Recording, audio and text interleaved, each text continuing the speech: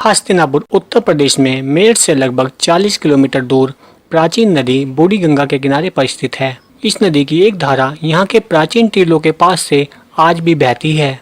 इस नगर को महाराज हस्ती के द्वारा बसाया गया था, इसलिए उनके नाम पर ही इस नगर का नाम हस्तिनापुर पड़ा।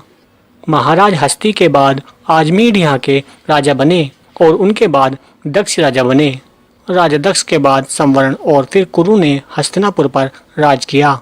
राजा कुरु के वंश में शांतनु और उनके पोते पांडु और धृतराष्ट्र ने भी हस्तिनापुर पर राज किया। राजा धृतराष्ट्र के पुत्रों को पांडव और कौरव कहा गया। महाभारत से जुड़ी अधिकतर घटनाएं हस्तिनापुर में ही घटित हुई थी, जो कौरवों और पांडवों की राजधानी थी।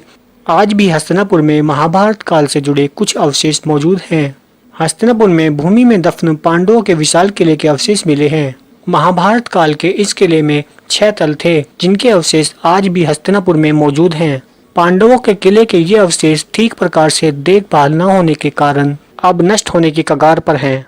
इस विशालकाय किले के अंदर महल, मंदिर और अन्य इमारतें थी, जिनके अवशेषों को आज भी किले के खंडरों में देखा जा सकता है। हस्तिनापुर में पांडव टीले के पास में पांडेश्वर महादेव मंदिर आज भी विद्यमान है। पांडेश्वर महादेव मंदिर वही मंदिर है जहां पर पांडवों की रानी द्रौपदी पूजा किया करती थी। इस मंदिर में स्थित शिवलिंग और 5 पांडवों की मूर्तियां महाभारत कालीन बताई जाती हैं। इसका अंदाजा उनकी आकृति से लगाया जा सकता है। इस मंदिर में स्थित शिवलिंग प्राकृतिक है। यह शिवलिंग जलाभिषेक के कारण अब आधा रह गया है। इस मंदिर के परिसर में एक प्राचीन विशाल वट वृक्ष भी मौजूद है। इस वृक्ष के नीचे श्रद्धालु दीपक जलाकर पूजा अर्चना करते हैं। इस मंदिर के पास प्राचीन शीतल जल का कुआं आज भी मौजूद है। यह पांडेश्वर महादेव मंदिर देश ही नहीं बल्कि विदेशों में भी प्रसिद्ध है। इस मंदिर के दर्शन करने के लिए दूर दूर से श्रद्धालु यहाँ पर आते हैं। इस मंदिर पर शिवरात्रि के दिन एक विशाल मेले का आयोजन किया जाता है। हस्तिनापुर में विदुर का टीला बूढ़ी गंगा के किनारे पर स्थित है। यह टीला लगभग 50 से 60 फीट ऊंचा है। इस टीले को विदुर का निवास स्थान कहा जाता है। विदुर पांडु और धृतराष्ट्र के सौतेले भाई थे। विदुर अपनी बुद्धि और अच्छी सलाह के कारण प्रसिद्ध थे। इसके अलावा विदुर कौरवों के बुद्धिमान मंत्री भी थे। अब इस टीले को आनंदगिरी चमत्कारी आश्रम के नाम से जाना जाता है। यहाँ पीपल का एक विशाल वृक्ष है। इस वृक्ष के बारे में ये मान्यता है कि ये कौरवों, पांडवों और विदुर के द्वारा रोपित किया गया था।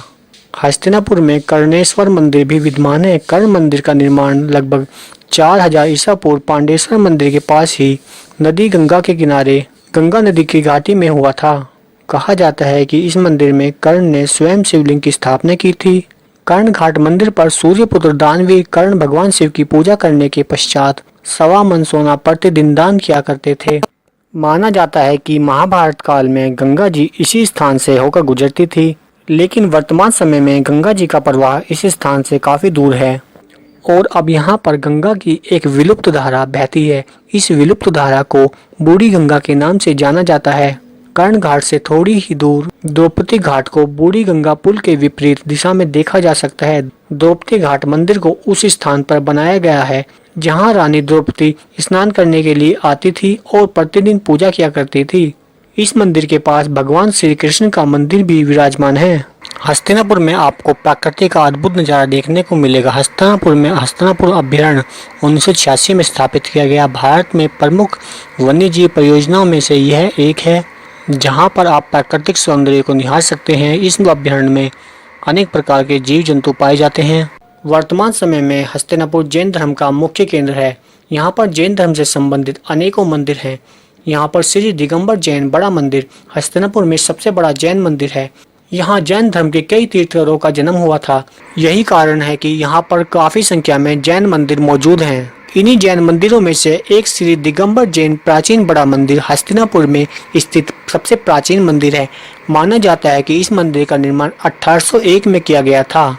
इस मुख्य मंदिर में प्रमुख देव 16वें जैन तीर्थंकर श्री शांतिनाथ पद्मासन अवस्था में विराजमान है। यहाँ पर दोनों ओर 17वें और 18वें तीर्थंकर श्री कुंठुनाथ और श्री आरानाथ की मूर्ति भी स्थापित है।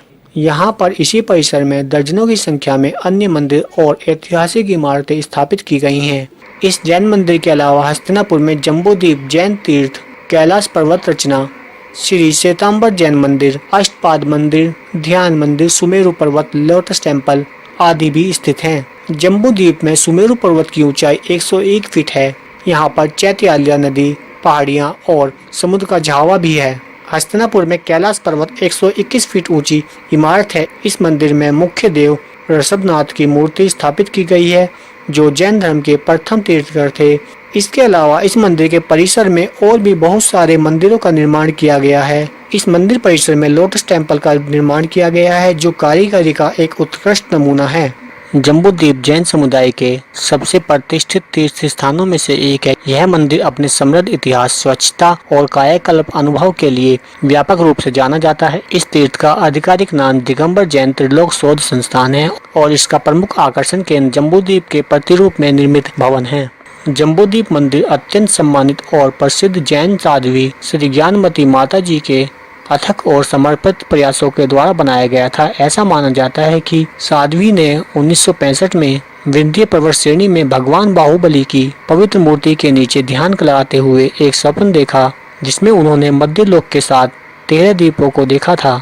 उसके बाद साध्वी ने मंदिर बनाने के लिए सही स्थान की तलाश में पूरे देश में पदयात्रा शुरू कर दी और अंत में वे हस्तिनापुर आ पहुंची और इस पवित्र स्थान पर अपनी स्वप्न योजना को शुरू करने का फैसला किया। इस मंदिर की आधारशिला 1974 में रखी गई, जो पूरी तरीके से 1985 में बनकर तैयार हुआ था।